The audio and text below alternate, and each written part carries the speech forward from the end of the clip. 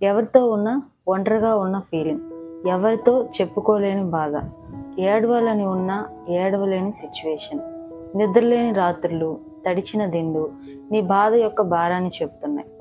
అలాంటి సిచ్యువేషన్లు నువ్వు ఉన్నట్లయితే ఈ వీడియో నీకోసమే. నాకే ఎందుకు ఇలా జరుగుతుంది, నన్ను ఎవరూ పట్టించుకోరు, నా జీవితం ఇంకా మారదు అని బాధపడుతున్నావా? ఒక్క విషయం గుర్తుపెట్టుకో, నువ్వు బలహీనుడివి కాదు, ప్రజెంట్ నువ్వు అలసిపోయావంతే. ఎన్ని బాధలు వచ్చినా కృంగిపోకు, ఎందుకంటే ఈ ప్రపంచంలో నిన్ను ఎవరు వదిలేసినా సరే ఒక్కరి మాత్రం నీకు ఎంత కష్టం వచ్చినా కూడా నీతో ఎప్పుడు తోడుగా ఉంటారు. ఆయనే దేవుడు.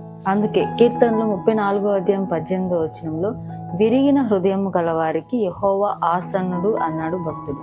నిజమే, ఎవరికి చెప్పలేని నీ బాధలు, ఎవరికి అర్థం కాని నీ కన్నీళ్లు, రాత్రి నిద్ర పట్టకుండా చేసే నీ కన్నీళ్లు, ఇవన్నీ దేవునికి తెలుసు.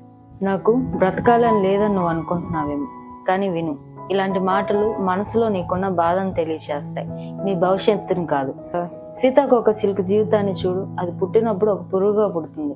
పురుగుగా ఉన్నప్పుడు దాన్ని అందరూ అసహ్యించుకుంటారు, కానీ అదే కొన్ని రోజులకి కుక్కైన్లో బంధకంలో ఉంటుంది, చీకట్లో ఉంటుంది, కదలలేని పరిస్థితుల్లో ఉంటుంది. ఆ సందర్భాన్ని ఫేస్ చేసిన తర్వాత దాని జీవితం చాలా అందంగా రంగులమయంగా ఉంటుంది. అందరూ దాన్ని కావాలనుకుంటారు. అలాగే నీ జీవితం కూడా దేవుడు నీకిచ్చిన ఈ జీవితంలో నువ్వు ఇంకా ధైర్యంగా బలంగా మారాలని కష్టాలనే ఒక అధ్యాయాన్ని పెట్టాడు. ఈ జీవితంలోని ఈ అధ్యాయం నిజంగా కష్టంగానే ఉంది, కానీ ఇదే చివరి అధ్యాయం కాదు. ఈ కష్టమైన అధ్యాయంలో దేవుడు నీకు తోడుగా ఉన్నాడు. అందుకే యెషయా గ్రంథము 41:10 భయపడకము, నేను నీకు తోడుగా ఉన్నాను, దిగులు పడకము, నేను నిన్ను బలపరుతున్నా అని దేవుడు చెప్తున్నాడు.